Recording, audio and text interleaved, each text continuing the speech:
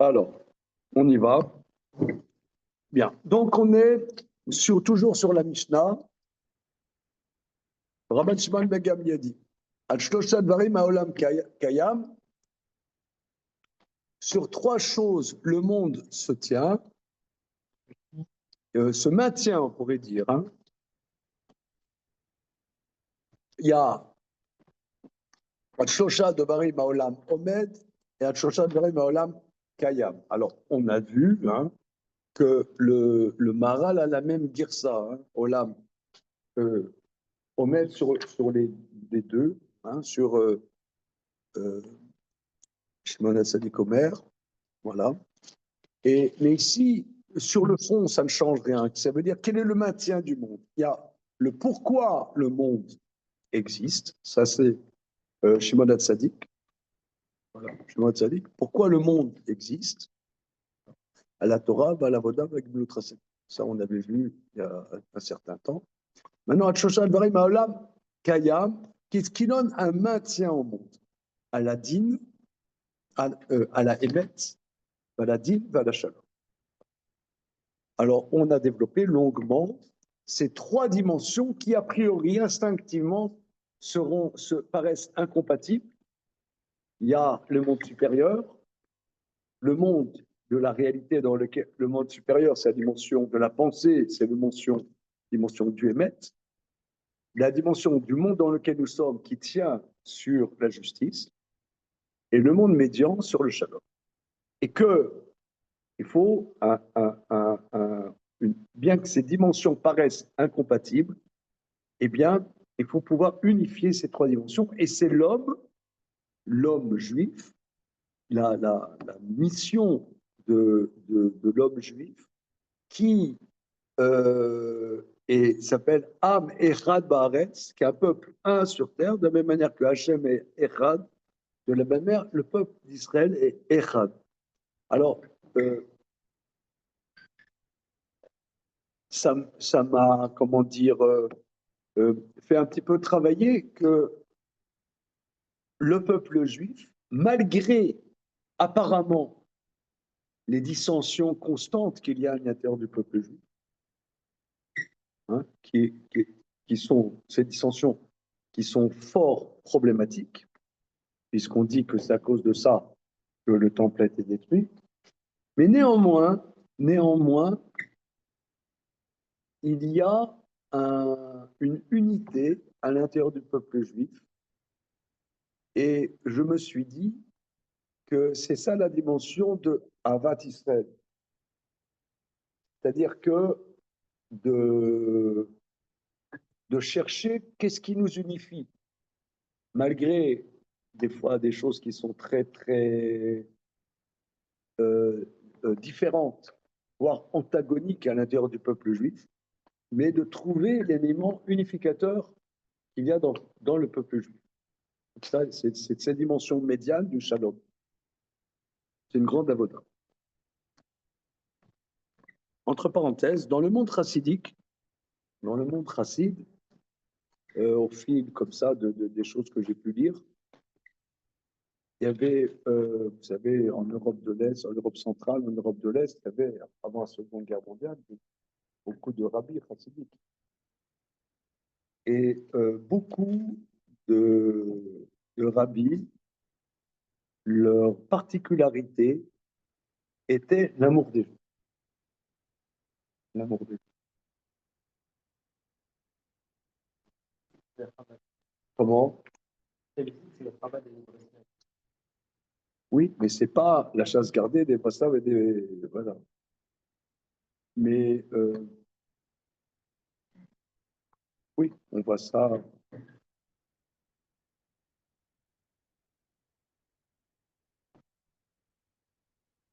Travail, je ne sais pas s'il y en a à Bâti Israël. Je lance un peu. Là-bas. Je lance un débat. Bon.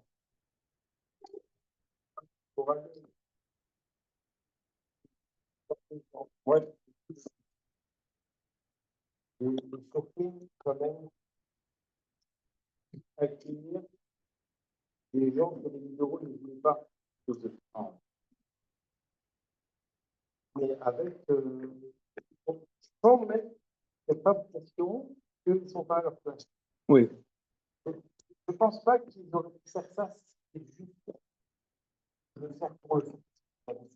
Non, vraiment, parce que j'ai dit, il est bien animé de quelque chose qui savait qui transcendait l'apparence. à mon avis. Moi, je pense qu'ils ont développé ça, notamment sur une question du rabbin. C'était pas quelque chose qu'il y avait, mais c'était pas une chassidoute qui mettait au départ l'accent particulièrement là-dessus. Au départ, c'est comme ça que je comprends.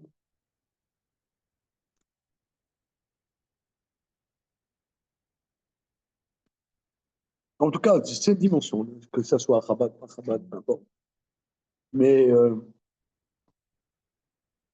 c'est-à-dire que tu as des juifs qui sont très loin, hein, ou même qui sont très différents de toi. Ils peuvent être très religieux, mais très différents de toi.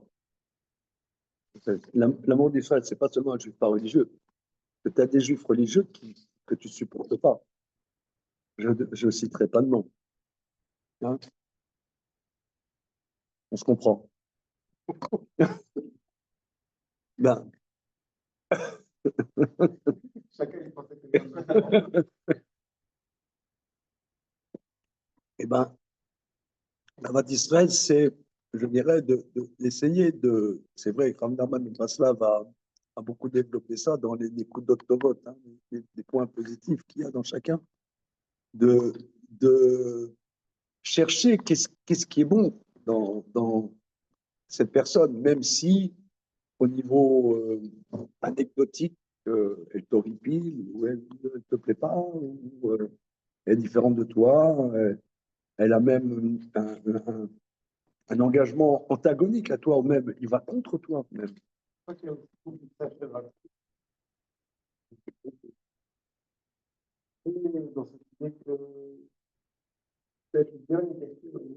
Oui, non, mais j'insiste que l'amour d'Israël doit être aussi par rapport aux juifs religieux. Or, par exemple, les Dati Léoumi en Israël ont une haine des orthodoxes qui est transgalaxique. D'accord? Et inversement. Non. Moi, je ne veux pas. Non. Non. Non. Non. Certains disent que je fréquente. Et d'ailleurs, Non, mais à Sharim, c'est 100 personnes. Mais à Sharim, c'est pas significatif du monde orthodoxe. À Sharim, c'est vraiment très, très, très, très limité.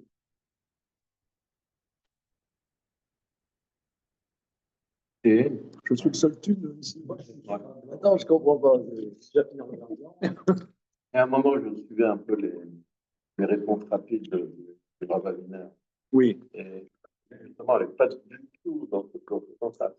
Souvent, il avait des questions assez agressives, énervées de Datiléomi anti-Haredi. Oui. Qui systématiquement tempéraient. Ah oui. Systématiquement. Et on n'est pas d'accord avec eux, ce sont nos frères, ils ont leur propre chemin, ce sont nos frères, on fait Oui. Et tu vois, il n'était pas du tout dans. Mais effectivement, sa base, je ne veux pas trop rentrer dans la politique parce que c'est vraiment très, très compliqué. Très compliqué, mais je pense dans notre vie, ici même en France, l'Avat Israël, si vous voulez, c'est pour ça, par exemple, moi, j'essaie de ne pas être, comment dire, de pas, ma spécialité, c'est pas les juifs pas religieux. Que je peux être ouvert avec les juifs religieux.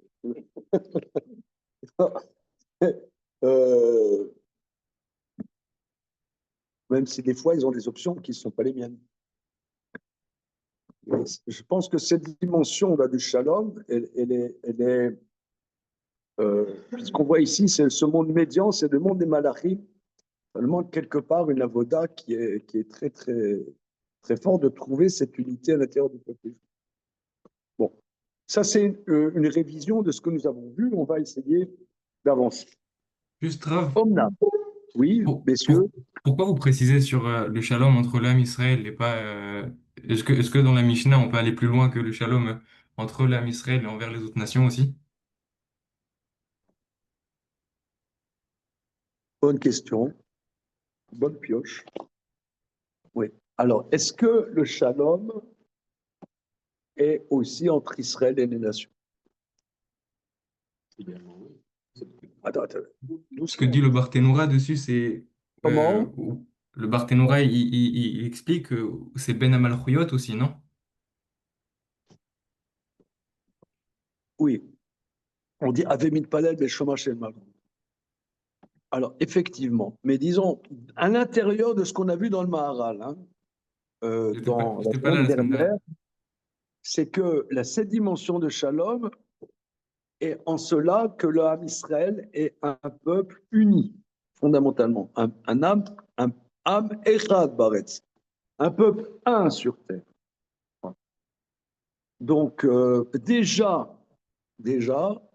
qu'on construise cette unité à l'intérieur de l'Am Israël. Après, peut-être dans un deuxième temps, on verra avec les nations. Mais il y a néanmoins, au niveau halachique, la notion de Darké Shalom. Il y a beaucoup d'halachot. Il y a beaucoup d'halachot. Il y a on doit faire attention, avoir des relations paisibles avec les idolâtres, pas seulement avec les goy. Mais la Mishnah dit dans Masechet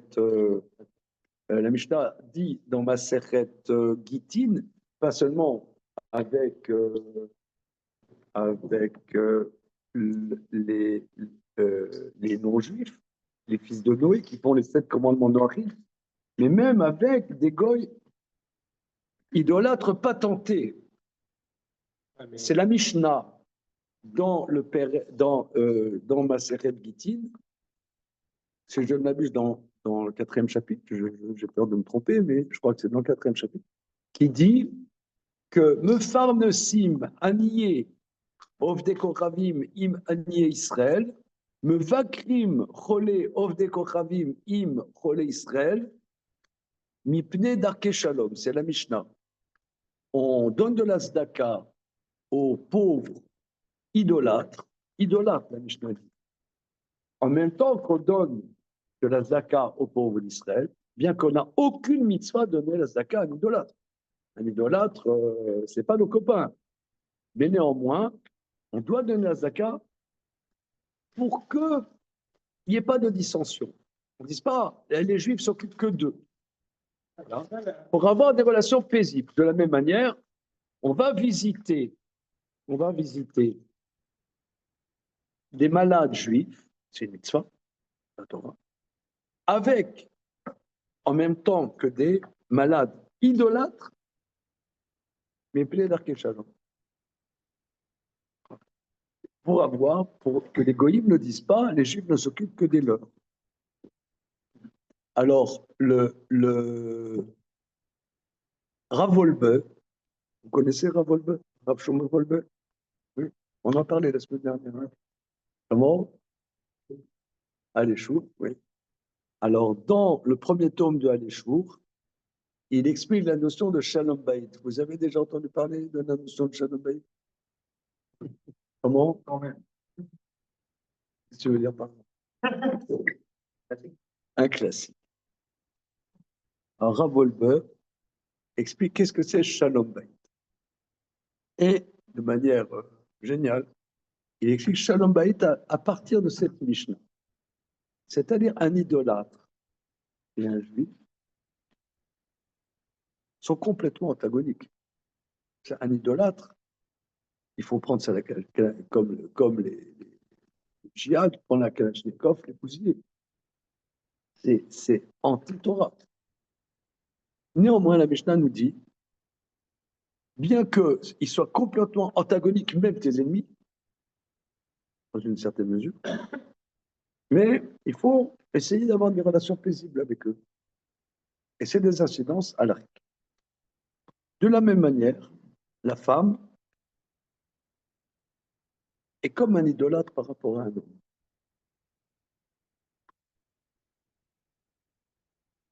Minute de silence.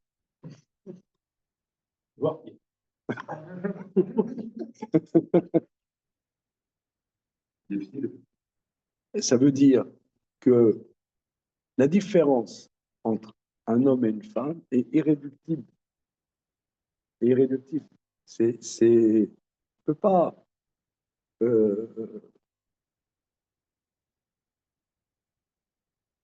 résoudre cet antagonisme. Eh bien, le but n'est pas à la limite qu'on se comprenne, mais qu'il y ait une relation paisible. La paix n'est pas forcément qu'on se comprenne, mais qu'on ait une relation paisible. La question avec les idolâtres, c'est est-ce que c'est par pragmatisme? Est-ce que on est en organisme? Ou est-ce que c'est un but en soi? C'est un but en soi.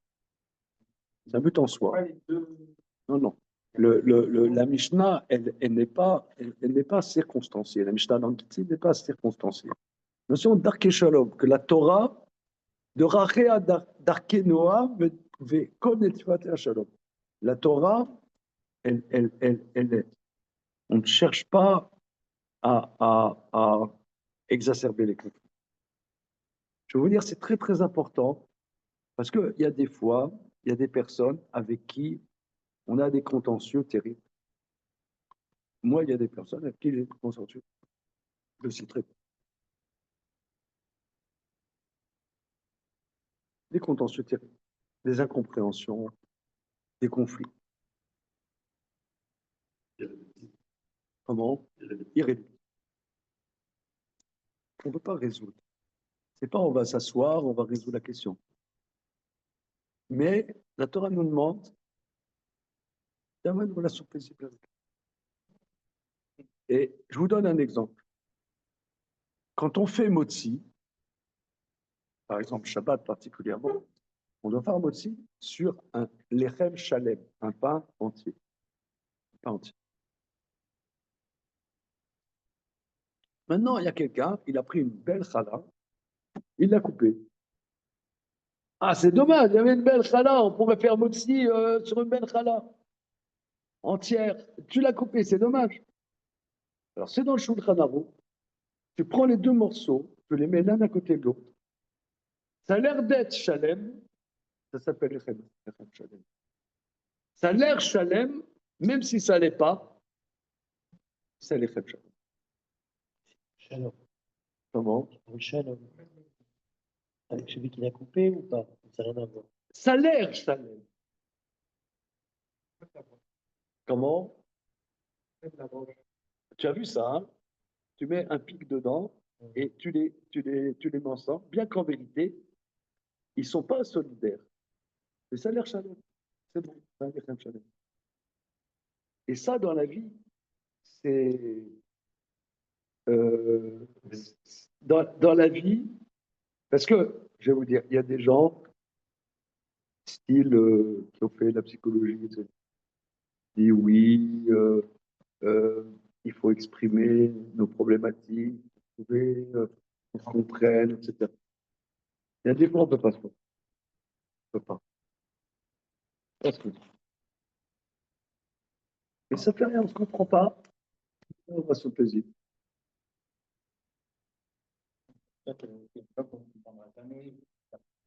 Comment? Il y a des gens où ça ne marchera jamais avec eux, il faut le faire. Ouais.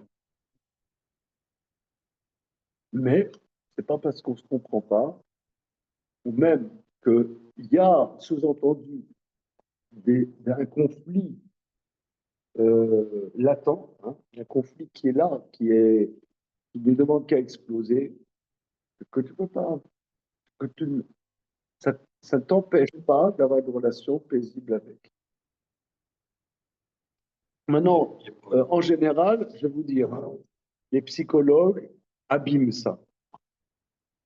J'ai beaucoup de problèmes avec beaucoup de psychologues, pas avec tous, mais les psychologues demandent au contraire qu'on s'exprime pour pouvoir se comprendre, etc. Des fois, on ne peut pas se comprendre.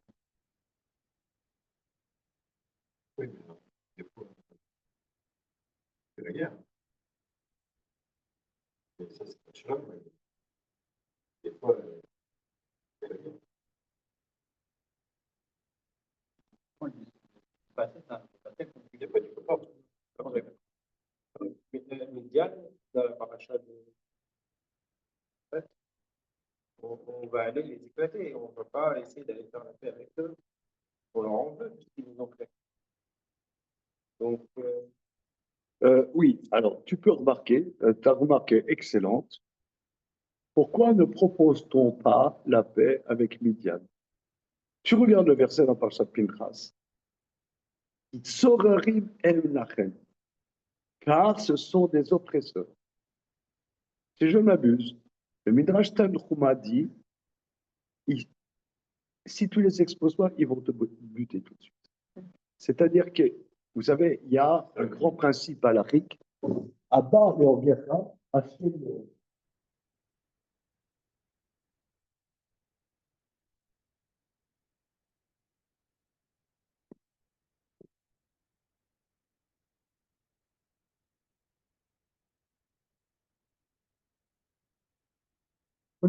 Connaissez ce principe. Quelqu'un vient te tuer, lève-toi plutôt que lui pour le tuer. Alors, il y a des débats. Quelle est la source dans les versets de ça? Et une des sources, c'est justement au sujet de Midian. Et que si tu ne les tues pas, ils vont te tuer dans sa vie. Donc, c'est une des sources. Qui s'aurait pas, qui s'arreroulent. C'est pas au passé car ils t'ont oppressé. Ils vont t'oppresser. Donc, tu dois les tuer avant. Donc, c'est un cas d'espèce. Ta remarque est très, très bien. C'est tout à fait adéquat. OK? Bien. On va commencer quand même le Maharal, si vous le voulez bien. 5 secondes.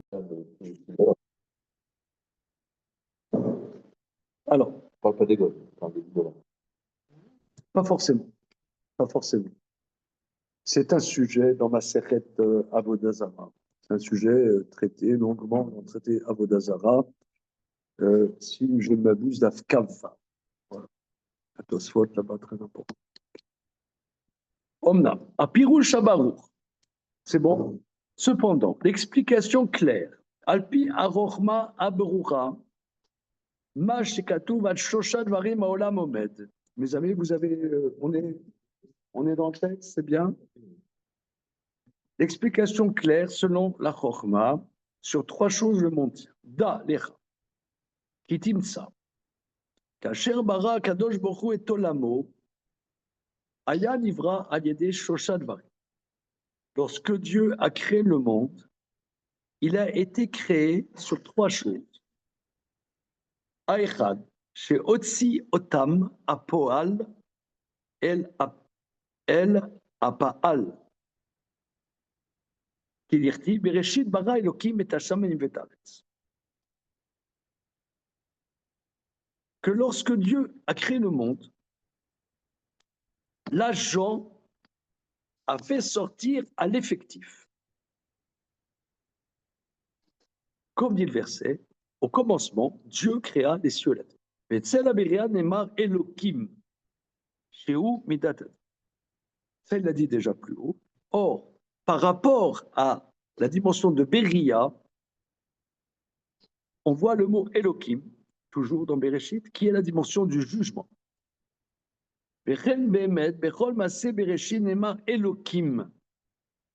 Mipnei Shebara Akadosh Borou Olam Beminat Hadin, parce que Dieu a créé le monde avec la dimension du din. Les Omram, c'est ce que nos maîtres disent, il a dit déjà plus haut. Kol Adam din emet lamito nase shutaf. La Kadosh Borou Bemaseh Bereshit. Tout celui qui juge un juge, tout juge qui juge un jugement dans la vérité de sa vérité est fait associer avec Dieu dans l'œuvre de Bereshit. Ki Hashem itbarach bara olam bedin. Car Dieu a créé le monde bedin. Share bechol makom b'maaseh bereshit ne'emar Elokim. Car à chaque moment de l'œuvre de Bereshit, on voit le mot Elokim. Vayoshev bedin mishtatev mitchaber lemidah zot. Celui qui est assis dans le jugement s'associe et se relie à cette dimension que Dieu a créé le monde. Au basé nasé shutaf, il est associé avec Dieu dans la création du monde. Venka makom la rir basé. Bien. Alors, regardez ici, c'est en vérité, bien évidemment, c'est très profond. C'est-à-dire, on est dans un monde, on l'a déjà dit, hein, il le dit maintenant dans un autre langage. Vous connaissez Rav Daniel Eman d'Épinay? Oui. Une fois, j'ai entendu, et il a dit quelque chose de très intéressant. Il dit, pendant la Seconde Guerre mondiale, tous les Français étaient résistants. À la libération, ils ont dit on était tous des résistants. C'est-à-dire, ils auraient voulu être résistants. Mais ils n'étaient pas, ils étaient collabos. Mais ils auraient voulu. On était résistants. C'est-à-dire, on est dans un monde, c'est pas comme ça. On est dans un monde de réalité. C'est-à-dire, que c'est le début du livre Le Kuzari. Je ne sais pas, vous connaissez le livre Le Kuzari, le début? Il y a le roi des Khazars, il avait une vision qui disait les intentions sont bonnes, mais pas tes actes. Et ça l'a tourmenté. Nous, dans la Torah, on dit que le principal, c'est le maaseh. C'est la dimension d'agir, de concrétiser les choses dans ce concept. On est dans Olam Asiya, un monde où on doit agir. C'est l'action. L'action, ça veut dire, c'est concrétiser les choses. J'aimerais manger de la matzah à Pessah. J'ai étudié 50 livres sur la matzah, mais tant que tu n'as pas mangé de la matzah, tu n'as pas accompli la mitzvah. On est dans un monde de réalité, de concrétisation. Et ce monde, il est béfal, il est dans la concrétisation. Et la concrétisation, elle s'impose. C'est comme ça et c'est pas autrement. D'ailleurs, vous voyez, par exemple, il y en a, ils ont du mal à se marier. Bon, là, la majorité sont mariés. Mais il y en a, ils ont des jeunes, ils ont du mal à se marier souvent. Pourquoi? Ils se disent, je ne sais pas si c'est la bonne. Elle est bien, mais il y en a plein qui sont bien. Peut-être pourquoi c'est là, on ne pas eu. Et la nana, elle se dit la même chose. Parce qu'à un moment, il faut décider. Voilà, je m'engage. Je peux me tromper. Je peux me tromper. C'est pas grave. Ça, c'est ce monde. Il est bédine. C'est comme ça.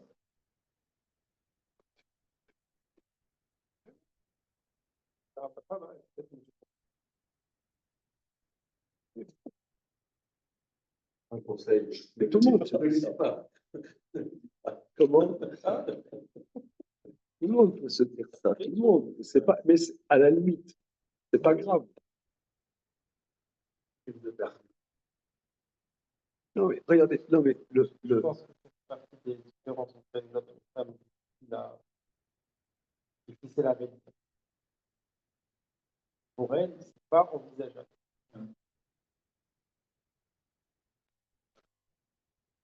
tu peux, j'ai pas compris la Ça doit parler d'avant. On ne peut pas entendre une chose pareille. Ouais. On peut avoir une regard sans la chose, pour avoir un regard extérieur.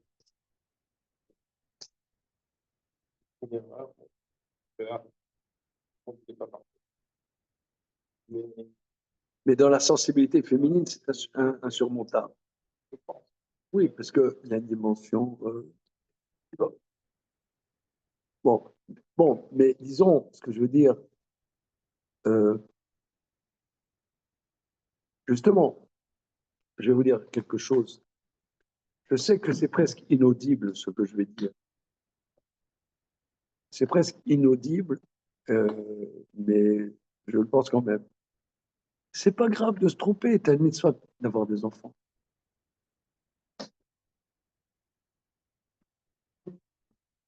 Comment? T'es marié ou t'es marié? T'es marié ou célibataire? Comment? Mais Pas inaudible, mais on a envie de. non, ça veut dire que nous, on est dans, si vous voulez, on a la tête prise par le romantisme, le truc et le machin. Il y a euh, 1 an et demi, j'avais invité au gala Pascal Bruckner. Ouais. Il y a une vingtaine d'années, il avait écrit un livre très, très, très, très bon. Je l'avais lu il y a plus que 20 ans.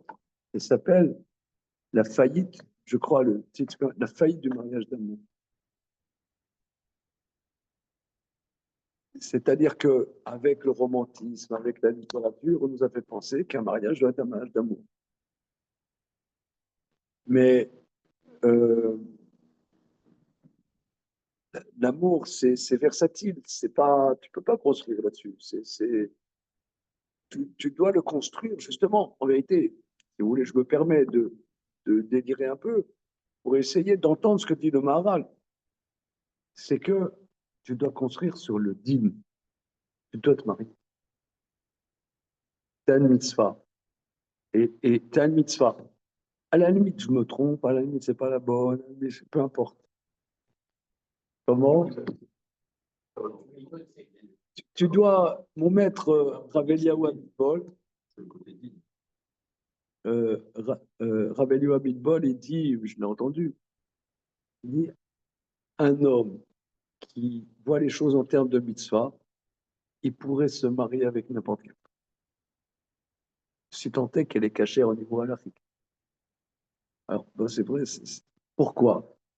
Il a une mitzvah de rendre sa femme heureuse. C'est la mitzvah. Elle convient. Ça veut dire. Oui, non, ce que je veux comment, comment il dit, et la preuve à la Rikassa, c'est le yiboum. C'est que ton frère, il a épousé une femme, il meurt sans enfant, tu as une mitzvah d'épouser cette femme, tu ne l'as pas choisie, tout ça, c'est très bien. Mais on voit même que le yiboum a une dimension même messianique.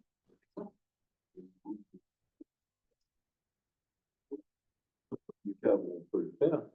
Ouais, chez les Tariel Ashkenazim, mais chez les Sfardim, jusqu'à. C'était un temps qu'il y avait, par exemple, des Juifs au Maroc, et le Yiboum se faisait au Maroc. J'ai connu des gens qui étaient des enfants de Yiboum. Mais tu trouvais qu'il y a peut-être une raison, on va dire, sociologique qui fait qu'on n'a plus appliqué vraiment, on essayait en tout cas de plus Parce qu'on est influençant par le mariage galant, des chevaliers de la table ronde. C'est un peu plus profond. Comment? C'est un peu plus profond que ça. Ce que dit Rav Bol, on le comprend, on ne peut pas le contester. N'empêche que ça, ça, ça c'est pas contradictoire avec autre chose. On n'est pas des robots qui faisons des mitzvot comme des robots. On a devant nous, on a une autre personne qui a personnalité, qui est pas juste un objet pour nous d'accomplir une mitzvah. Oui, mais voilà. C'est ça le danger, je trouve. Rappelle-moi ton prénom. Non, non, je suis d'accord. Mais je ne suis pas adapté. Je trouve qu'aujourd'hui, ce n'est pas adapté. Pas, je sais, j'ai introduit que, si vous voulez, je me censure complètement parce que j'aime organiser des chiffres. J'aime organiser des chiffres. Et ce que je viens de vous dire, je ne le dis pas du tout. À ton avis, pourquoi? Pourquoi? C'est bizarre. D'accord que c'est politiquement incorrect, mais franchement, c'est très joli. Vraiment, je trouve ça très, très joli. Par contre, moi, je vois l'autre, ça. C'est-à-dire que l'idée de la mitzvah de rendre sa femme heureuse, au contraire, ça nous fait dépasser les limites. Et en vérité, Et apprendre. et tu vas vers elle, et tu la découvres en vérité. Tu la découvres.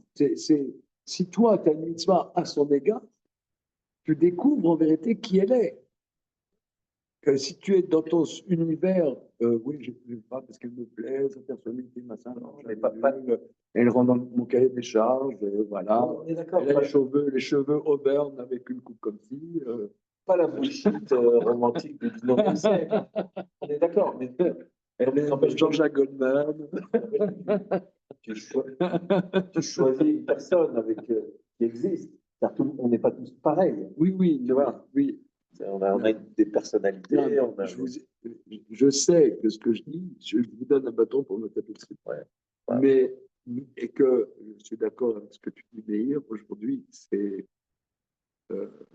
complètement inaudible. Mais concrètement, si vous voulez, l'insertion qu'on a dans le monde est en termes de dîme. Voilà. En termes de, en termes ça s'impose. Ça s'impose. C'est bien que Je vais vous dire encore quelque chose là. On fait un petit sioum avant les vacances. Là, on peut me faire un procès sur ce que je vais dire. Hein. Non, justement, je ne l'éteins pas. Justement, j'éteins.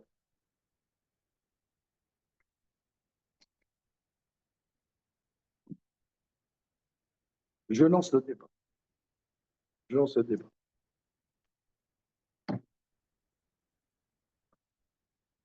Un garçon religieux, chômeur mission.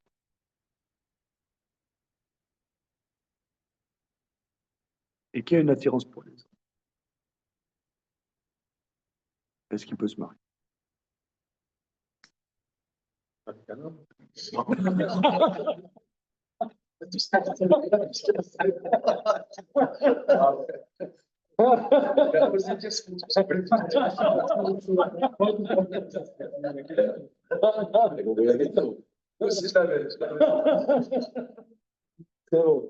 bon.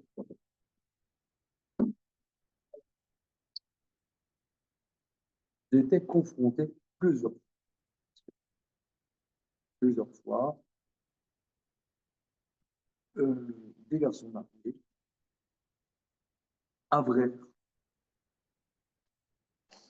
sont venus me voir avec ils sont mariés, ils ont des enfants, mais ils ont des attirances pour les hommes. Que faire? Comment? Post-mariage. Alors, dans la société française, il doit faire son coming out.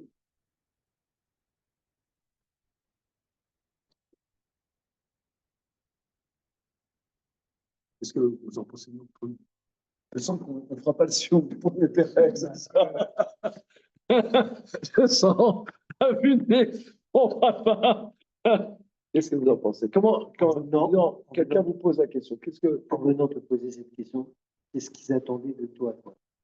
Parce que Est-ce qu'ils doivent divorcer ou non? est-ce qu'ils arrivent? Ils arrivent. Sur des enfants. D'accord. J'ai lu une fois un témoignage. C'est un témoignage. C'est une question de la conférence. C'est un témoignage. C'est la femme, le frère qui était dans cette situation. Et elle a découvert ça. Il lui a avoué plus tard. Mais au moment de son mariage, son rab lui a dit de ne pas le dire qu'il avait de l'attirance pour lui. Et de se marier comme. Et apparemment, ça évolue en fait parce qu'il n'arrive plus à en vérité, c'est ça. Il me semble que le fond de la question, c'est est-ce que c'est pas une mitzvah anodine, la mitzvah de Ona. Ona, bien. Bien, ils ont réussi à le faire. Mais il n'y a pas un moment où ils sont dépassés. Ça j'en sais. En vrai, c'est pas pareil si ça intervient après le mariage que si ça intervient avant de rencontrer la Non.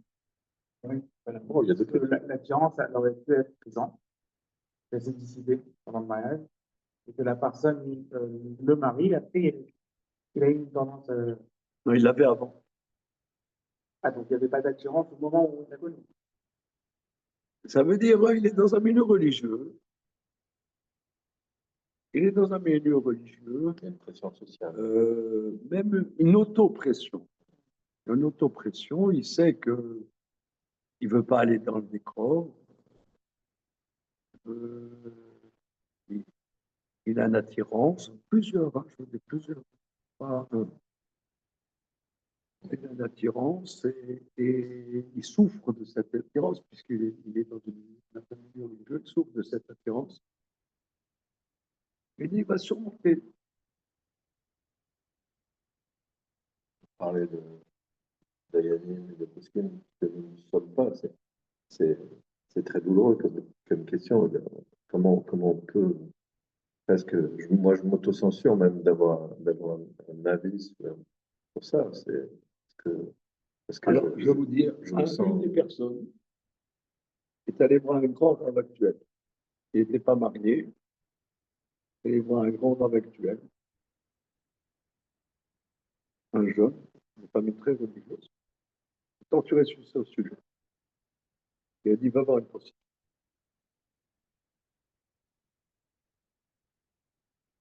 Et ça a marché. Et ça marche. Oui. Mais non. Ça l'a détendu. Ok.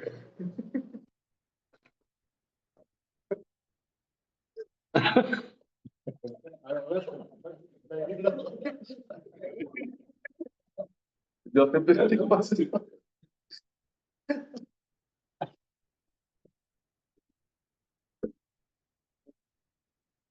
Ah bon? Ouais, vrai. Non, mais j'imagine, s'il dit ça, c'est que c'est vrai, mais Ah oui, je peux vous dire les noms, je ne dirai pas le nom. Les noms. il ne considère pas Znot comme aberrant. Non, mais là, quelqu'un qui est C'est dans plus fort qu'elle pêche, tu penses? c'est presque plus fort.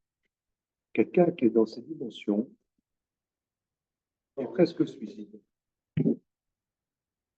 Est presque suicide. Quand quelqu'un il a des interrogations sur son identité la plus intime, c'est c'est- c'est très, très, très, très, très dangereux. Donc,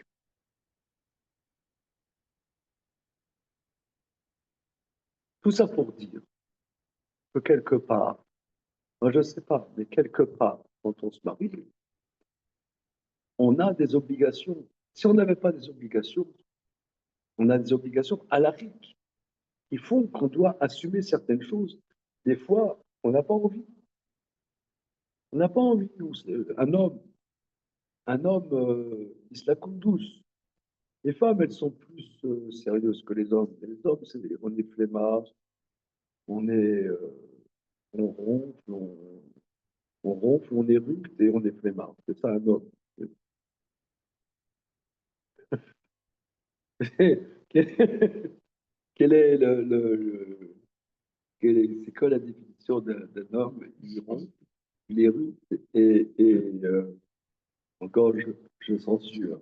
On est dans un métaménage. On ronfle, il éructe et il est flemmard.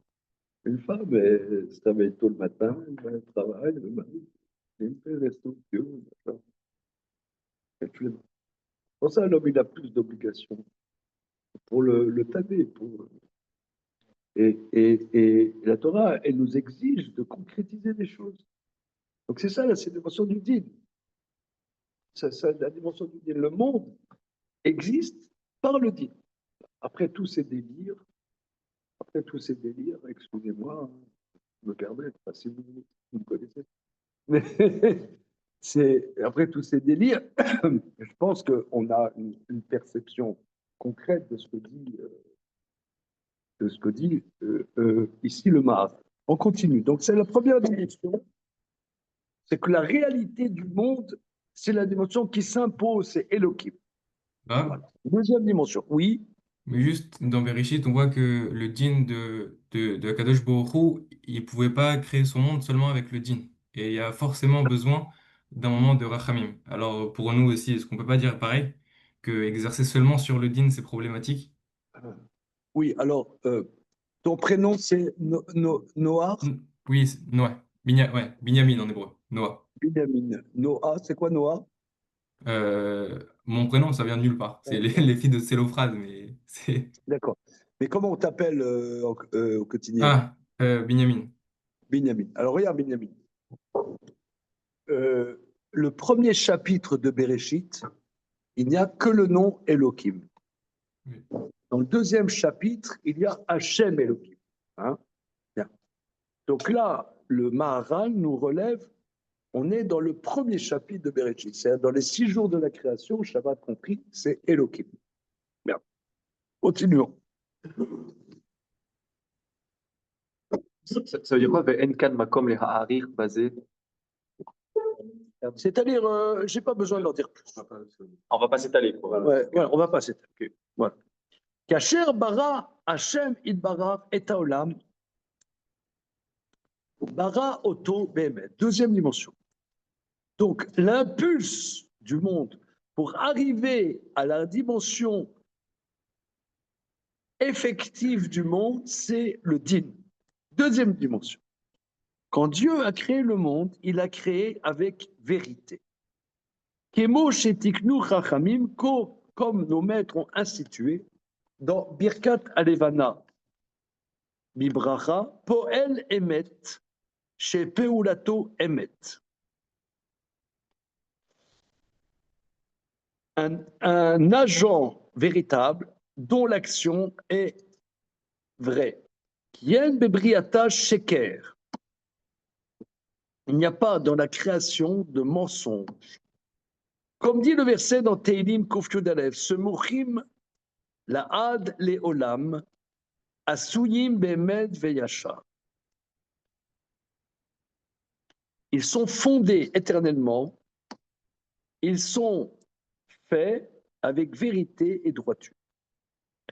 Inem Hashem ilbarar bara otam bedim, dainu ayetzia lafaal begzerat din.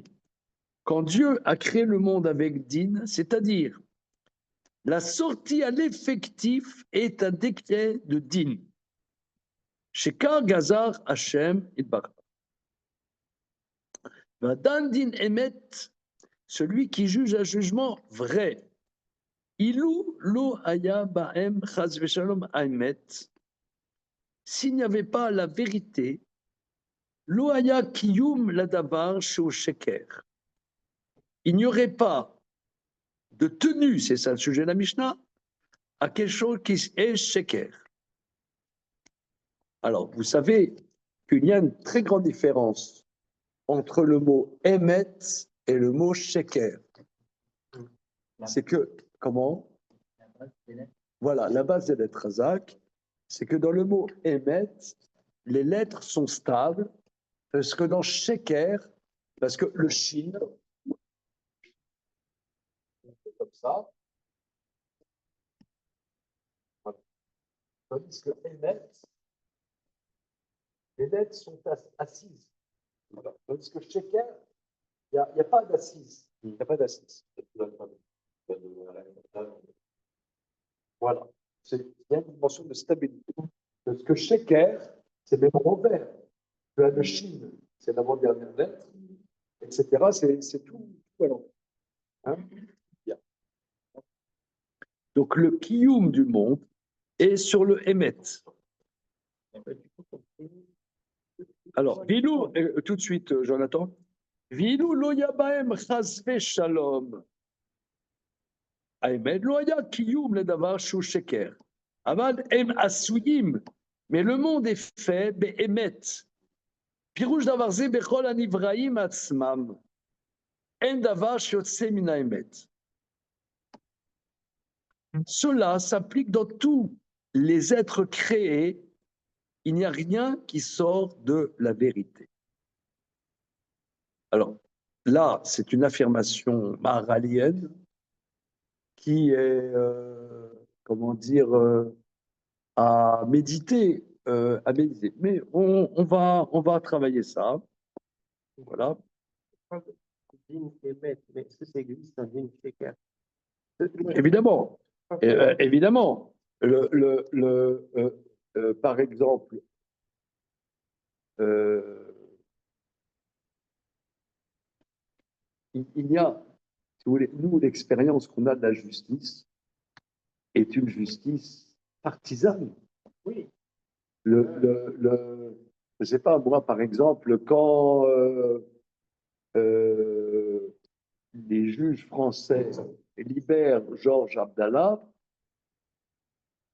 t'es perplexe. Comment, dans le contexte actuel,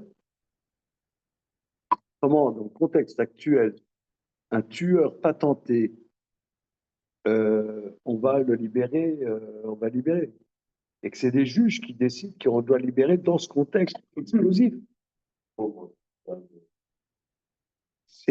Tu te demandes qu'est-ce qui se passe? Pourquoi? C'est une justice partisane. Donc, au contraire, une justice émette, c'est un sujet très important. C'est le début du 3e chapitre de Sanhédrin. Si vous avez déjà étudié le début du 3e chapitre de Sanhédrin, c'est comment juger un din émet la mytho. Hein, c'est le début du 3e chapitre de Sanhédrin. Et radine mamonot, irène mamonot, dine fachot, machin. Le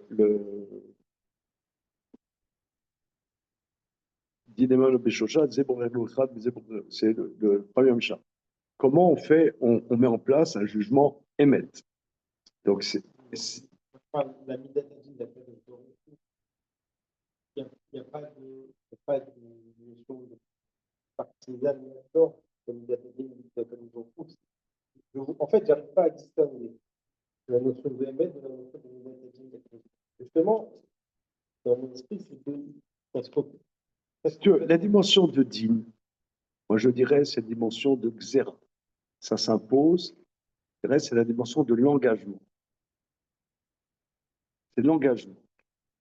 Tu ne fais pas la chose parce que ça te fait plaisir. Tu fais la chose parce que ça s'impose à toi. Maintenant, deuxième dimension. Il dit, regardez ici, il dit toute la dimension de la réalité du monde et la dimension de Emet. Ça pose énormément de questions, puisqu'il y en a qui disent qu'on est dans Olam HaSheker. Vous connaissez cette expression, hein, Olam HaSheker. Alors, j'ai cherché un peu, est-ce que ça a des sources traditionnelles? D'où vient cette dimension Olam HaSheker? Ah, oui, alors, moi j'ai vu ça dans des maîtres de la Chassidoute. J'ai cherché un peu. Mais ici, le Maharal nous prend un défaut parce que la perception qu'on a, c'est qu'on baigne complètement dans le mensonge, n'est-ce pas? C'est le mensonge. Comment? Qu'est-ce que tu veux dire, Mir? Non, ça veut dire que derrière, c'est non. Oui, mais où est ce émet? Ce émet. Parce que tu regardes l'action humaine. Et le soleil, l'aube, les animaux, ouais, ça. C'est pas tout ça juste de l'interaction humaine. C'est dans la même. Qu'est-ce que ça voit? Le lever du soleil, le coucher du soleil, c'est vrai, c'est très intéressant. On voit la bracha de Birkat Alevana, c'est ce qu'il relève. Hein. On dit Poel Emet chez Poulato Emet. Qu'est-ce que ça a à voir? Le fait que les éléments fonctionnent avec la dimension de vérité.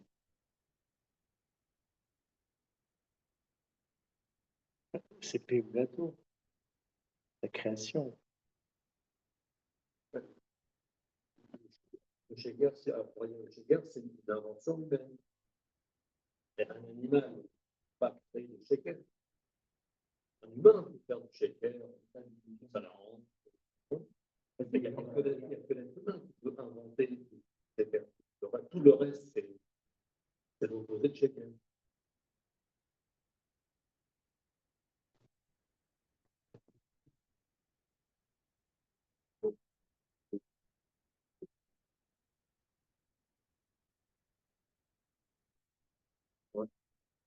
Alors regardez, on va continuer un petit peu parce que le Maharal ailleurs développe ça de manière remarquable.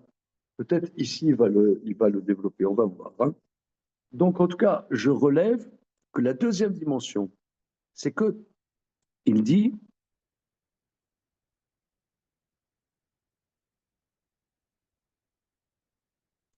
dans tous les êtres créés, dans tous les êtres créés, rien ne sort de la vérité. Je le souligne parce que nous, je pense qu'on est un peu influencé par le christianisme qui développe cette dimension qu'on est dans un monde de mensonges, etc. Et c'est vrai, la perception première du monde, c'est qu'on est dans un monde de mensonges. Je vous dis, j'ai recherché cette dimension de Alma de Shikra. Est-ce qu'elle est vraiment traditionnelle? C'est surprenant, hein? Non, non. Quoi? Non. J'ai cherché dans le Sakra Chochma, hein, donc, où tous les Sfarim sont. Il y a un moteur de recherche extrêmement puissant. J'ai trouvé dans le Sfatemet au 19e siècle, hein, fin 19e, il a développé cette notion d'Alma de Shikra. Mais dans les textes anciens, c'est pas présent. Pas vraiment présent. Toi, tu dis, est-ce que c'est dans le Zohar? Je ne sais pas. Comment? Ok, continuons. Troisième dimension. Agimel. Kacher Nigmar Maaseh Bereshit.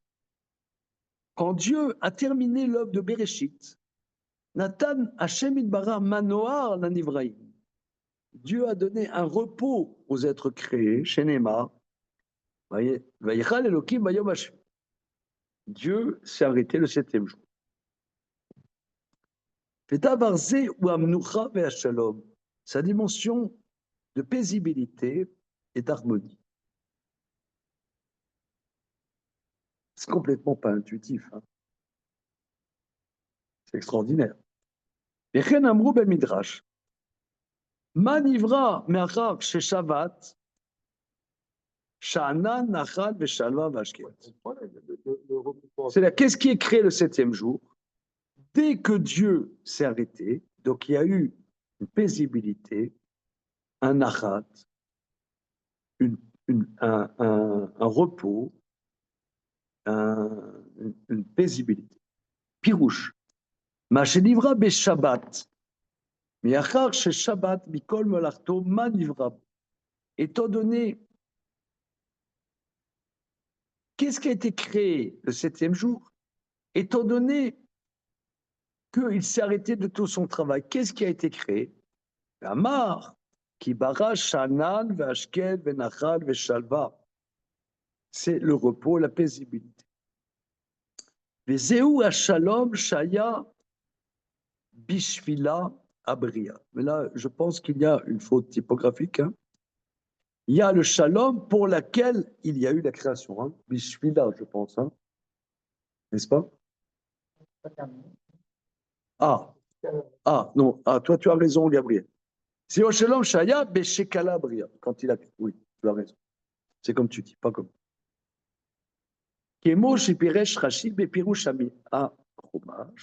C'est ce que Rashi explique.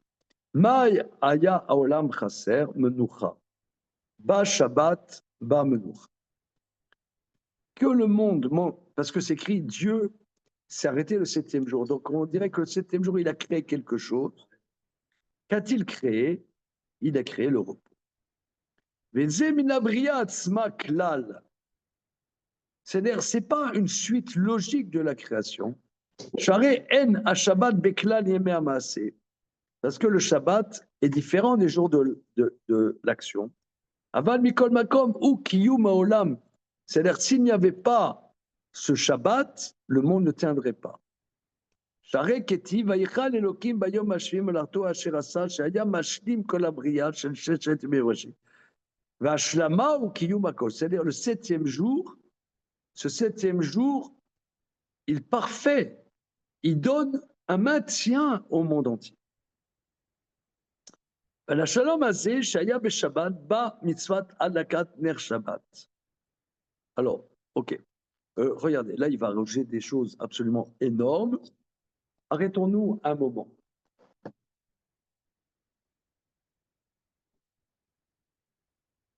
Moi, ce que j'entends un peu, c'est que quand Rabban Shimon ben Gamliel dit à Shosha Dvarim Haolam Kayam, sur trois choses, le monde tient, en vérité, nous, depuis qu'on étudie Pirkei Avot, ce sont des remontrants. C'est-à-dire que la Mishnah nous secoue pour agir, pour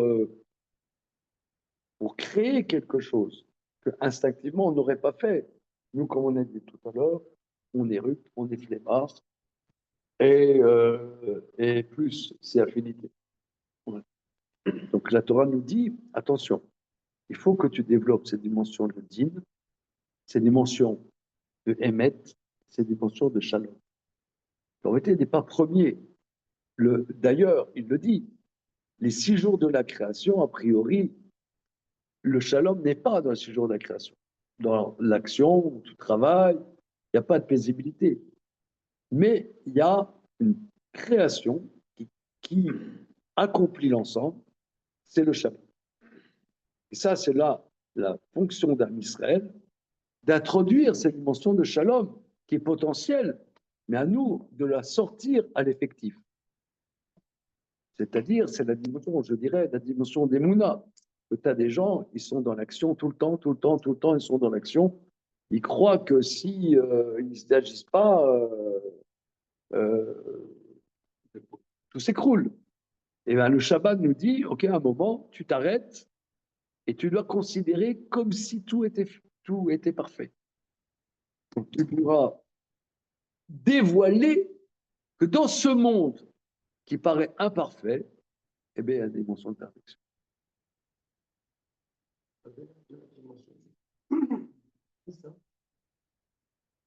Comment? Est-ce que ça, c'est pas chimique avec la notion de parole? Du parole, L'effectif. Il a fait sortir du monde une poème de la chorale. Et l'aboutissement de ça, c'est le Shabbat, qui est l'absence d'action.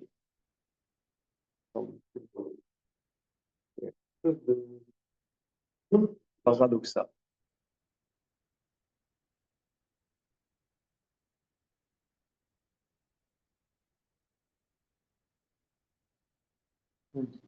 Vous pouvez répondre à la remarque de Jonathan? J'ai pas de réponse, mais dans ce qu'il dans ce qu'il dit, il dit que ce qui se passe au Shabbat, c'est où il n'y a pas de création, c'est quand même une création par un arrêt de création. C'est-à-dire, là pareil, quand on lisait ce paragraphe-là, j'étais en plein dans le paradoxe. C'est une création ou c'est pas une création? C'est une création. C'est vrai. Le shalom est une création. Voilà, c'est une création. Le jour de l'arrêt de l'arrêt de la création. Donc, c'est ça ce que le Midrash dit. c'est une création ou c'est pas une création? Donc, on est en plein paradoxe là. Mais si tu veux, moi, souvent, en vérité, il y en a qui disent que le judaïsme, enfin, la tradition juive, est, comment dire, se démarque complètement et de l'islam et du christianisme. Mais souvent, plus profondément, si je peux me permettre, la tradition juive se démarque du bouddhisme. C'est-à-dire que vous savez tous des bases de bouddhisme, n'est-ce pas, Rémi? Hein, évidemment. Hein?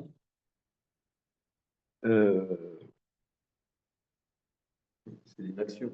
Voilà, c'est des nations. Ça veut dire que Bouddha, il était sous un banyan et il a eu l'illumination. Bon.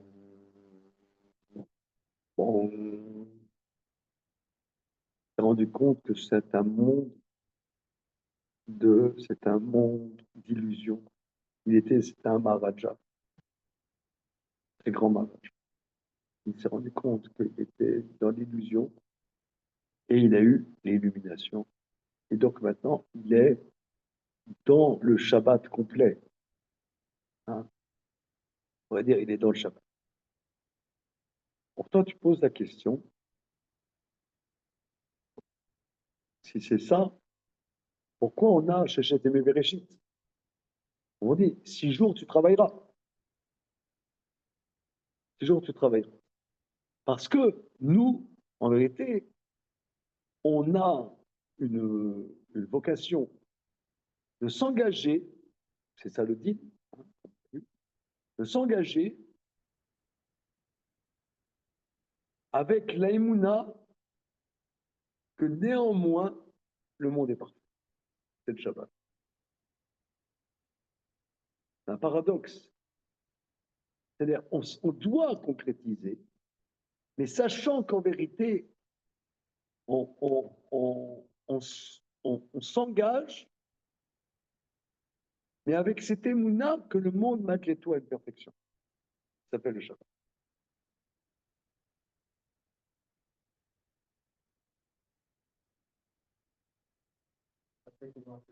Comment? C'est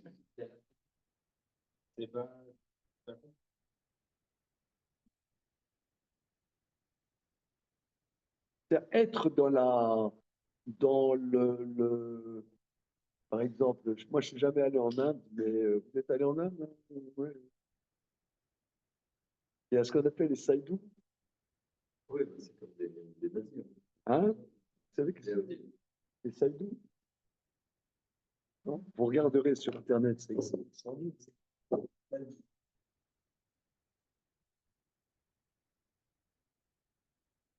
Moi, je dis, tu vas en Inde et tu as sur le bord de la route, dans la campagne, tu as des 40 ans, ils sont comme ça. Ah oui,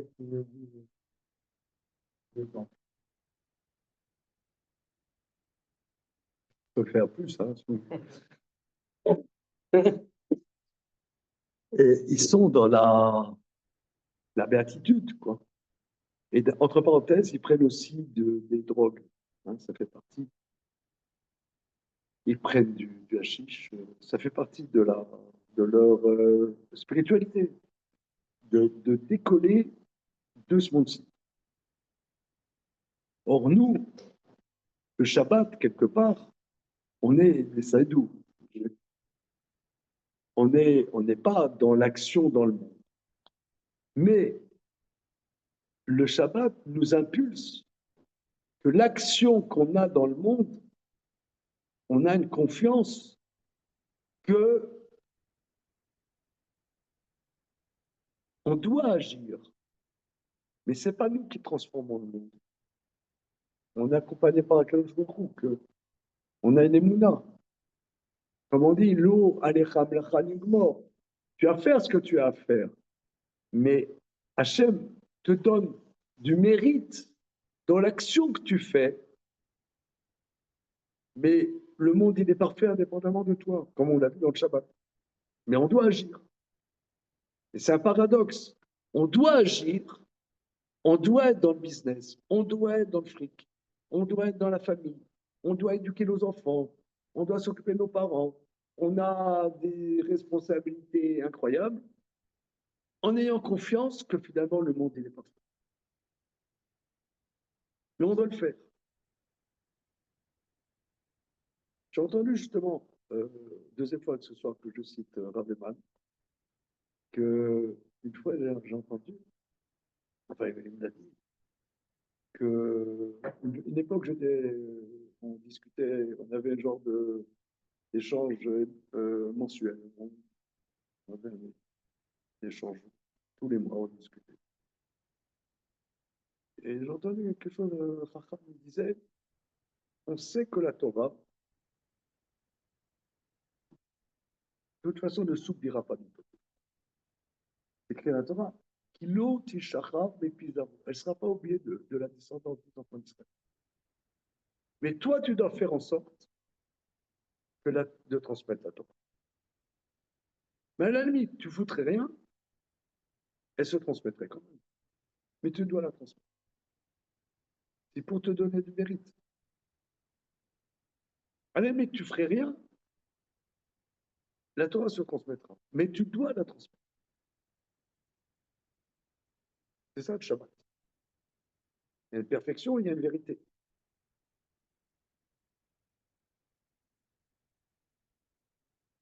Alors, ce n'est pas intuitif. C'est pas intuitif, évident pour nous. Pour nous, quand on est dans l'action, on a l'impression que si je n'agis pas, c'est foutu. Tu dois agir. Tu dois agir complètement, sachant que de toute façon, le monde est parfait, même si tu n'agis. Mais tu dois agir. Ouais. Comment? Je ne connais pas cette notion. Je sais. C'est une notion que les conservatifs ont lancée, les réformes ont lancée. Mais ça, l'âme, c'est pas traditionnel. Et du coup, ça ne dit pas du tout ce qu'ils pensent que ça veut dire, puisque c'est le taken, le malchut, voilà. Donc, c'est pas du tout ce qu'ils pensent.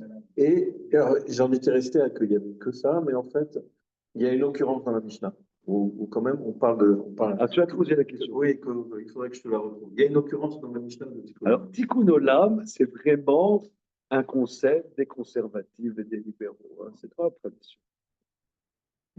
Ouais. C'est comme il faut, si vous voulez, alors on ressort deux trucs un peu à creuser. Alma de Shikra et Tikkun Olam. Moi, je pense, Alma de Shikra, c'est très chrétien. Et Tikkun, oui, c'est vraiment le truc réforme américain qui remplace la Torah par la politique. En fait. Ouais, c'est un truc de gauche, quoi. Ouais. On l'entendait pas comme ça. Ok. Alors.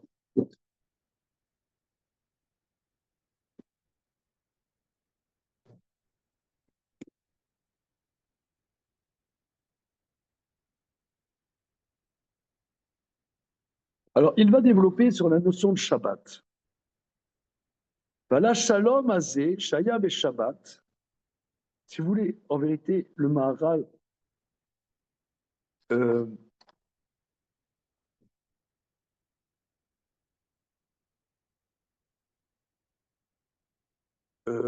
je développerai, si vous voulez, on va pas faire une étude, hein, malgré les apparences. Je vais essayer de. Il y a deux points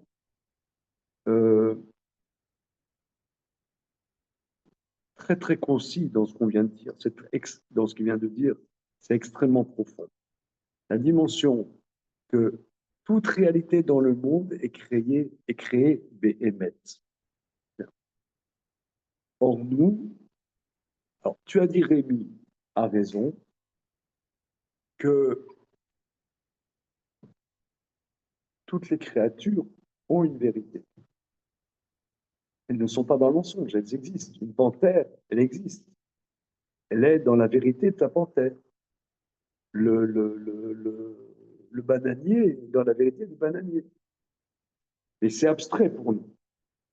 Alors, il y a une Gemara qui pour moi est vraiment phare, la Kuf Yud Gimel dans Maseret Psachim.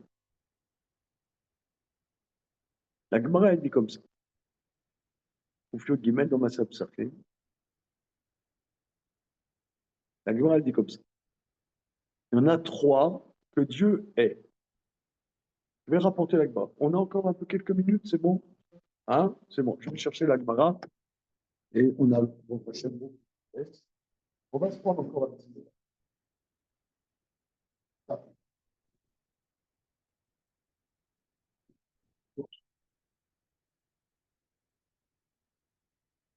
Il faut prendre une station dedans.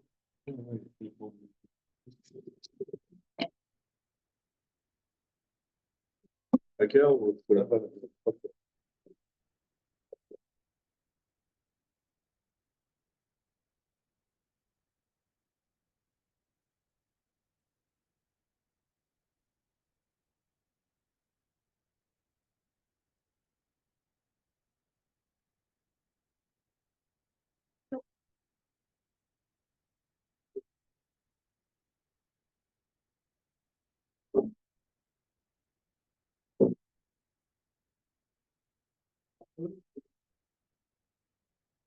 Ouf, Yud. Iman? Eh ben, c'est la page. Ah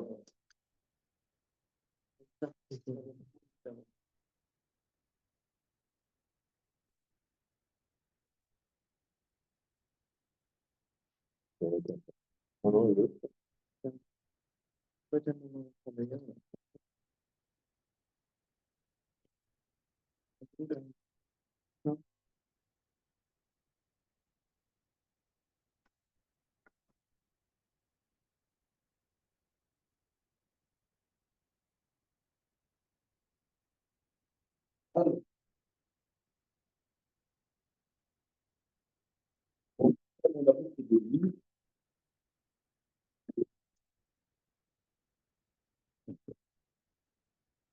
Ah,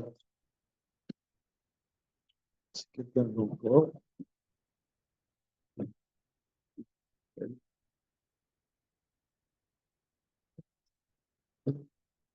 Amoud Bet. Amoud Bet.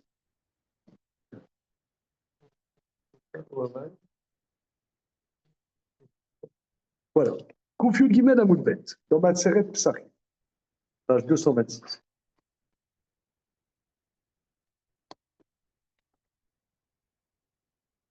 Shlosha Akadosh Baruch Hu Oavam. Tu vois, Anna? Des points après. Alors, Shlosha Akadosh Baruch Hu Oavam. Misheno Koes, Misheno Mishtaker, Misheno Mamid Al Midot. Bon, on ne va pas développer ça. Shosha Akadosh Baruch Hu Sona. Il y en a trois que Dieu est. Trois que Dieu est. Amedaber, Echad Bepe, Vechad Belet. Va Yodea Edut Bechavero, Veno Meidlo. Va Roed Varerva Bechavero, Omeidbo Bechiti. Alors, le Maharal, justement, dans Netivot Olam, développe de manière extraordinaire ce passage. Alors, de manière prophétique. Je vais essayer de vous en rendre compte. Et je pense que c'est complètement complémentaire avec un point que nous avons vu ce soir. Trois dieux haïs. Il y en a trois que Dieu est. Amedaber, Echad Bepe, Vechad Belev. La personne qui dit une chose dans sa bouche et une chose dans son cœur.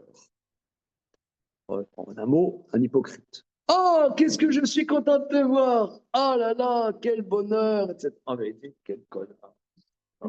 Voilà. Ça, Dieu, il est cette personne. Voilà. Dieu est cette personne. Alors, qu'est-ce que ça veut dire que Dieu est?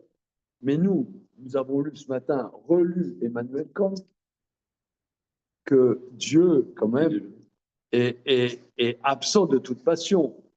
Enfin, c'est la moindre des choses. On voit que nos maîtres disent que Dieu est. Donc, c'est quand même quelque chose de très. Comment? Il aime aussi. C'est une passion. L'amour, la haine, c'est très bizarre. Quoi, Dieu est celui qui dit une chose dans son cœur, une chose dans sa bouche. C'est-à-dire que il pense une chose et dit autre chose. Voilà. Deuxième chose. Ayodea edut bechavero veno meidlo. Celui qui connaît un témoignage sur son prochain et ne témoigne pas. Alors là, Dieu, il a la haine. Il a la haine. Troisième,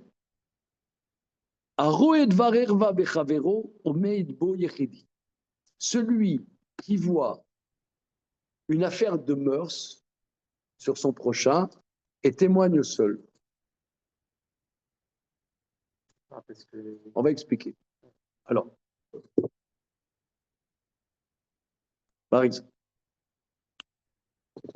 exemple, moi, j'étais avec mon copain Alain, témoin que tu as prêté 100 000 euros à mes. Voilà. Alors maintenant, quand tu lui réclames, rends-moi les 100 000 euros. Et jamais les témoins. Non, moi, je veux pas de problème avec lui. Moi, je témoigne. Moi, je veux pas de problème, il va mal le prendre, je veux rester copain avec lui. C'est la deuxième fois qu'il est en cours, je ne veux quand même pas gâcher la vie. Voilà. Ça, c'est vraiment dégoûtant. Ça, c'est vraiment l'horreur. On ne voit pas.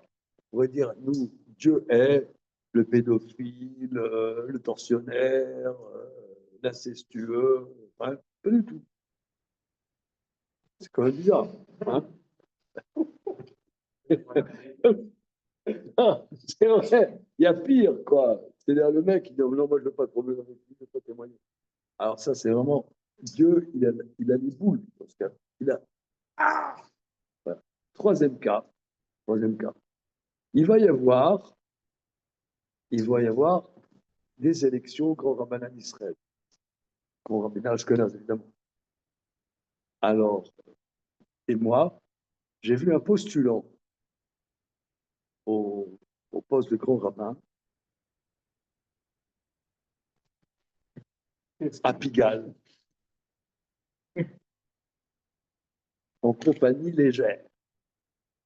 C'est-à-dire, j'ai trouvé que j'ai pas trouvé une place dans un hôtel Ibis autrement qu'à Pigalle. Je me suis trompé de jambe et je voyais le postulant grand rabbin avec quelqu'un qui n'était pas sa femme. Il se présente au grand rabbinat et je dis, j'ai vu Ravintel, une compagnie vraiment pas adéquate avec le poste de grand rabbin. Ça, tu es seul pour témoigner. Si tu as deux témoins, si vous êtes deux témoins, c'est une mitzvah de témoigner. Mais si tu es seul, tu n'as pas le droit de témoigner. Bien que tu saches que c'est vrai, puisque tu l'as vu, tu n'as pas le droit de témoigner. Si tu témoignes, Dieu il a les mots. Bien que ça soit vrai. Alors, le Maral explique, dans son commentaire de Nitivot Olam, il explique comme ça. Que celui qui dit une chose, il pense quelque chose dans son cœur, et dit le contraire dans sa bouche, c'est le contraire de la création. Pourquoi nos maîtres disent ici que Dieu le hait? Parce qu'il va contre le projet de Dieu. Dieu a voulu qu'il y ait un monde. Ce monde est l'expression de sa volonté parfaite. C'est un monde qui est l'expression de sa volonté parfaite. Si moi, quand je parle, je dis quelque chose que je pense le contraire, ça veut dire que le monde de mon expression est antagonique avec ma pensée première. Donc quand nos maîtres disent Dieu le hait, ça veut dire je suis en train de faire la guerre à Kadosh Baruch. Je suis l'ennemi de Dieu. Tu me diras, c'est la politique. La politique. Par exemple, un truc. Vous savez, il y a un mois, il y avait une guerre terrible avec l'Iran, je ne sais pas si vous avez suivi. Alors, quand ça s'est terminé, au bout de 12 jours, Bibi Netanyahou, il a fait des compliments de Harguederi, je ne sais pas si vous avez suivi, il a dit, la personne qui m'a aidé le plus à prendre des décisions dans cette guerre contre l'Iran, c'était Harguederi. Et je lui rends grâce à son intelligence, à son expérience et à sa ténacité. C'est grâce à lui qu'on a mené à bien cette guerre contre l'Iran. Vous pouvez retrouver, moi j'ai entendu ça. 3 semaines après, vous avez remarqué, Ariel Berry est sorti du gouvernement. Moi je pensais, parce que Bibi Netanyahu, c'est un vieux croton à la fin. Il faut une relève. Moi je pensais, dans ma naïveté, qu'il était en train de faire une déclaration presque officielle, de pousser Ariel Berry à être sa suite. Résultat, 3 semaines après, Ariel Berry et le chasse est sorti du gouvernement. Pour l'histoire de l'enrôlement des Baroque et des Shiva. Donc finalement, Bibi Netanyahu, il dit, mon copain, c'est Yuli Edelstein, mon pote, qui est anti-religieux. Ah, d'accord. Alors, j'en ai parlé à ça avec un de mes fils, Simcha, en l'occurrence mon grand garçon. Il m'a dit, papa, c'est de la politique. C'est-à-dire, tu dis une chose, tu penses le contraire. Extraordinaire. Et ça, comment? Mais c'est dans c'est-à-dire que contextuellement, tu peux dire une chose à un instant T qui est vrai, et puis après, les choses changent, et puis ça devient plus vrai. Et tu es un homme politique, donc tu t'adaptes. Oui, tu t'adaptes, mais disons, tu es aussi, tu as des enjeux. Mais c'est quoi? Il m'a dit, mon fils, il m'a dit, papa, c'est de la politique. Aussi, c'est quoi la politique? C'est la politique, c'est-à-dire que le monde fonctionne selon l'adaptation et pas selon une vérité. C'est le sujet. C'est le sujet. C'est le sujet. Ça veut dire que Dieu est cette personne. Parce qu'en vérité, elle laisse entendre que le monde fonctionne dans une adaptation indépendante de toute vérité.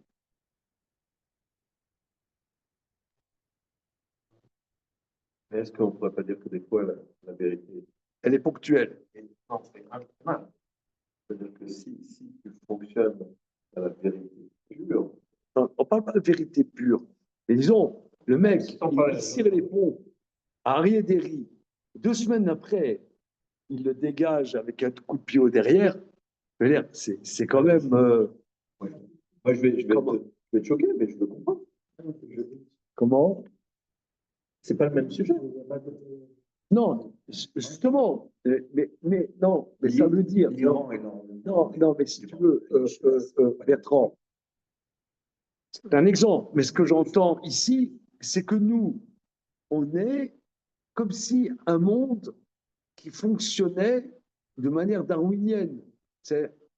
On est dans l'adaptation constante, sans intuition, ce monde sans intuition première qui doit s'exprimer dans la réalité.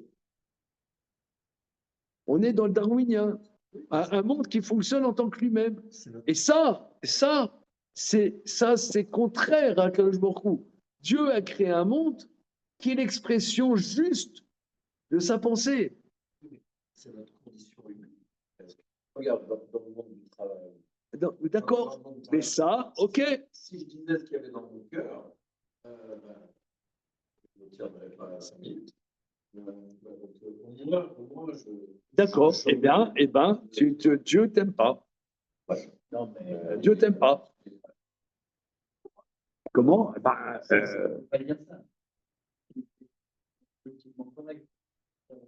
Comment? Je ne sais pas. Alors, peut-être pas. Peut-être pas.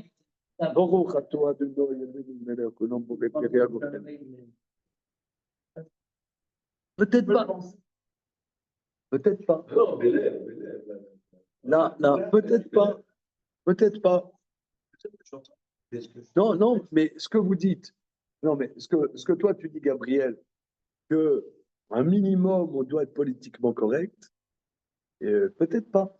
C'est-à-dire que le être dans la mode, dans le truc, dans les codes, etc., pour cette adaptation, cette dimension d'adaptation sociale, c'est darwinien. C'est quoi Darwin? Darwin, le brave Charles, c'est la suite des philosophes des Lumières, qu'il n'y a pas d'Akadosh Baruch Hu. C'est la négation d'un créateur. C'est l'adaptation. On est dans l'adaptation. Non. L'homme, ça veut dire que c'est comme si le monde fonctionnait en tant que, toi, par exemple, là, par exemple, disons que moi, je sois un cinéaste. Alors, un cinéaste, il faut valoriser les valeurs inclusives, les valeurs inclusives, comment dire, être contre le machisme, valoriser les femmes et les diversités,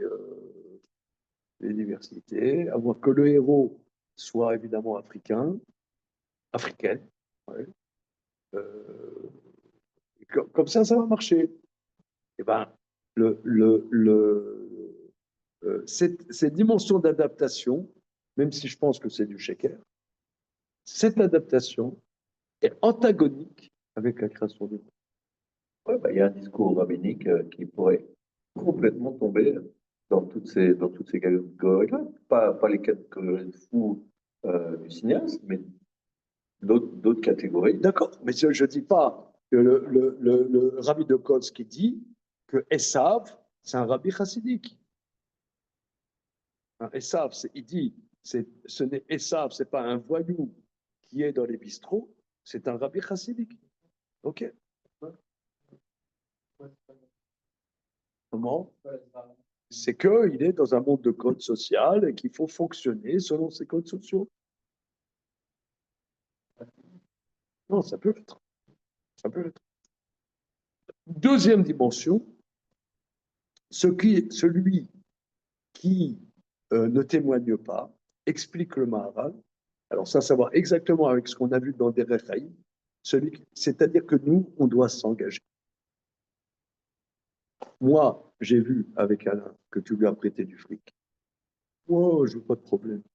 Je veux pas de problème, je témoigne pas. C'est une mitzvah de la Torah de témoigner. Tu veux pas de problème, c'est le contraire de la Torah. La Torah nous enjoint de nous engager. Ça, c'est la dimension que nous avons, la dimension du din. Troisième dimension, celui qui témoigne seul. Alors, on pourrait dire, attends, excuse-moi une seconde. Celui qui a vu Dvar Erva Bechavero, c'est-à-dire une affaire glauque, hein, il a vu une affaire glauque, et il témoigne seul, Dieu le hait. Pourquoi? Pourquoi? Parce que un témoignage dans les affaires pénales de la Torah, c'est quelqu'un qui a fait une affaire de mœurs, ça touche du pénal. Si je témoigne seul, il n'y a pas de témoignage à moins de 2 témoins. Il faut 2 témoins. 2 témoins d'affaires. Par exemple, quelqu'un, je ne sais pas, moi, il couche avec la femme d'un autre. Il voit un grand rabbin, il couche avec la femme d'un autre grand rabbin. Alors il dit, moi j'ai vu Rav, coucher avec la femme de Rav, c'est très grave, c'est très très grave. Bien. Si on est 2 témoins, eh bien, on est habilité à amener cette personne en jugement et à amener comment dire, une concrétisation, soit une punition, soit pas une punition. Ça va être amené au tribunal, il y aura les moyens de faire quelque chose, de concrétiser un jugement. Mais si je suis seul, ça s'appelle de la lachon hara. C'est de la shonara. Et ça, c'est interdit. C'est vrai, mais c'est de la shonara. Donc, tu abîmes les choses. Tu fais, ça s'appelle du journalisme. C'est quoi le journalisme? Oui, on a vu un tel qui faisait un sourire au dernier, au dernier festival de Cannes. On a vu telle vedette faire un sourire à la femme d'un autre et on en fait des cancans, c'est dans Closer, machin, bidule. Rien ne va plus entre un tel et sa femme et machin. Et là, tu donnes l'idée, dit le Maharal, que le monde est laid, que le monde est comment? Imparfait. Le monde, il est dégoûtant, qu'en vérité, le monde est vrai. C'est ça le sujet. Le monde est l'expression d'une vérité. Et tu abîmes ça. Tu fais du cancan. Et d'ailleurs, c'est vrai, tout le journalisme, c'est souvent, c'est pas prouvé. C'est de l'opinion. Et tu abîmes les choses. Tu dégrades les choses. Or, Akadosh Baruch Hu a créé un monde qui est fondé sur une vérité.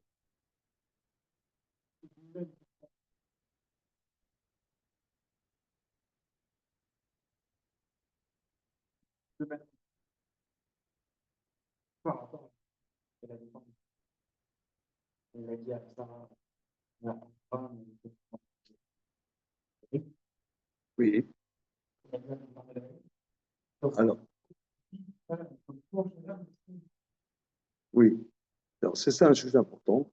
Là-bas, c'est pas qu'il a dit du mensonge. Il a dit le shanim, on change. C'est pas qu'on dit un mensonge. Le shanim, le plus d'Arkesha. Le plus Shalom, on change les choses. Et aussi Aaron, pour réconcilier. Voilà. Il raconte un peu des salades. Voilà. Voilà. Mais regardez, là, j'ai rapporté des éléments sur cette Gemara de Kufyot Gimel que, en vérité, le monde est créé avec du Hémet. Est créé avec du Hémet. Et c'est à nous de dévoiler ce Hémet. Mais selon nos pulsions, notre instinct, on est amené à banaliser ce Hémet et à sortir de la Shonara. J'ai entendu que, ou je sais que, mais ce que tu dis, c'est vrai. Et tu ne peux pas en faire une vérité qui s'exprime dans la réalité. Donc, étant donné que c'est simplement des paroles en l'air, même si c'est vrai, tu abîmes les choses. Or, Dieu a créé un monde qui est parfait et qui n'est pas abîmé. il y a combien de temps on voit selon la perspective, c'est-à-dire, trois Ouais. C'est chaud, hein? jours, C'est chaud. Sauf s'il y a des témoins. Sauf s'il y a deux témoins. Bon, alors, l'Agmara, donc, Sachim, je vous invite à regarder la suite de l'Agmara. Les Hashem, on verra, parce que c'est une Agmara vraiment fondamentale. Comment? De témoins ou vidéo. Non, parce qu'avec l'intelligence, C'est terminé. avec C'est terminé. voilà, avec l'intelligence C'est artificielle, là, chez tu peux, Kergano. tu C'est peux, Kergano. faire tout et n'importe quoi. Bien, les Chaim Tovim. Donc, regardez, là, on a fait la dernière séance de Kergavot. Toi, monsieur va habiter en Israël, là, quand? Tu nous fais une petite fête, là, un petit Farbringen? Non, attends, c'est, je sais pas, tu veux faire un soir,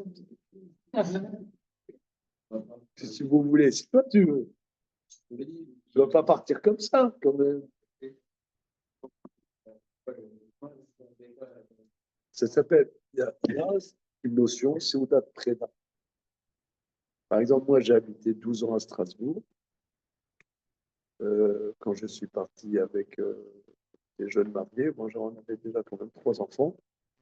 On est parti de Strasbourg, Rav Abitbol nous a fait une seconde préda.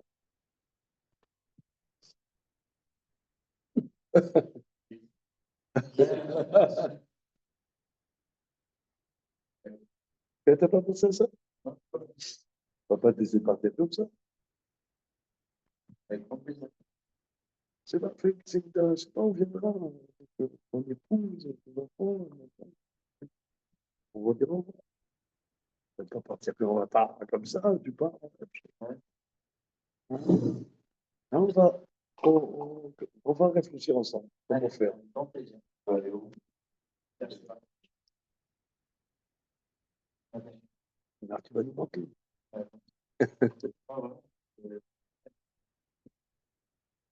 Bien, merci, c'était sympa, cette petite collation, très sympa. Si je peux me permettre, vous nous laissez un peu de trucs, ça servira pour Shabbat. Hein, ça servira pour. Bon, Hachem, on a fait bien le Shabbat trop joli ici. C'est sympa. C'est très sympa.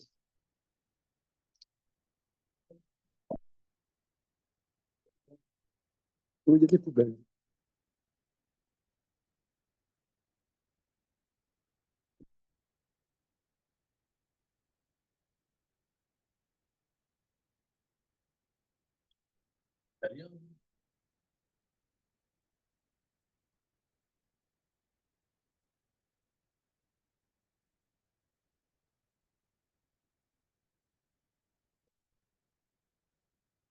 Ah, c'est super. Ok. Bien, bonsoir, les amis. Bonsoir, Rav Zizek.